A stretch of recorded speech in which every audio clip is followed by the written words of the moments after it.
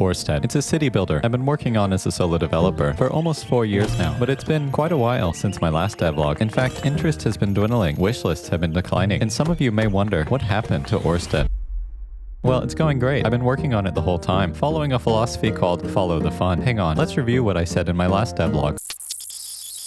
As you just heard, things were going pretty well, but the game needed a stronger sense of long-term goals. And in my last devlog, I also mentioned something called the Ascension system, and I have no idea what that means. But not too long after that, I released a major progression overhaul, which introduced wisdom, the main currency that drives progression. And this made the game way more engaging. Average demo playtime went up by a lot, and I felt confident in the vision of the game. Incremental long-term progression, inspired by games like Cookie Clicker, but instead of the moment-to-moment gameplay being clicking and waiting, it's city building and resource management. Sounds good to me. But I still wasn't completely happy with it. Why? Because I was watching a Let's Play by the Ontario Gardener, great video by the way, where he was following along with quests designing a city, and things were going pretty well until suddenly wisdom production ground to a halt. But he didn't know it. He just thought the game was slowing down, and I was thinking, oh no, how do I fix this? His granaries are too far from his farms. Citizens are spending too much time transporting wheat. They don't have time to bake bread, which generates tons of wisdom. And I was thinking, how do I prevent this from happening? Should I increase farm productivity? Should I require that granaries be closer to farms? And then I had an epiphany. A lot of people say the same thing when playing Orrstead. It's a casual game. It's a nice little relaxing game. That's not negative feedback. I do want the game to be relaxing. But I've also always thought, why are people saying that? But then I realized there's no reason anyone would ever know that the game has any depth in resource management, because anytime someone ran into an issue related to resource management, they thought it was a bug, and I would try to fix it by automating away the problem, by making citizens smarter and adjusting the building placement rules so that the problem just wouldn't happen. This whole time, I was the only one playing the resource management game, but I was playing it in the code, not in the game, before players ever had a chance to figure it out for themselves. I needed to fix this, so I went back to the drawing board. I thought, how can I give players control over the resource management? I experimented with manually assigning workers to jobs, manually assigning transport routes, and it just didn't feel very Orrstead. I've always liked the fact that there isn't very much micromanagement in Orrstead. I prefer when there's a simple action space and simple rules that lead to a lot of emergent depth. So then I thought, it's already almost like that. What if I keep things mostly the same, but instead of trying to automate problems away, I present the problems as early as possible, along with the tools to help players solve them. So here's what I came up with. Citizens are way dumber now. Resources are no longer taken wherever they're needed. Instead, buildings have their own rules for how they obtain resources. For example, granaries gather wheat from nearby farms and only nearby farms. This is then sent to markets, which distribute the wheat to nearby households. This resource production chain is now visualized with color-coded arrows and warnings when something is missing. This clearer information and greater player control is combined with slightly harsher gameplay mechanics, like the fact that citizens will only eat at their house. So if their house doesn't have food, or they don't have a house, they'll starve. And all of this is made much more clear to the player, so they can diagnose the problem and solve it on their own, which makes the game a lot more fun. Remember what I said about following the fun? Well, I think I found it. But you can decide for yourself. Orrstead now has a release date, and you can play the alpha right now, free on Steam. And if you like it, wishlist it. It helps me out a lot. Thank you for watching.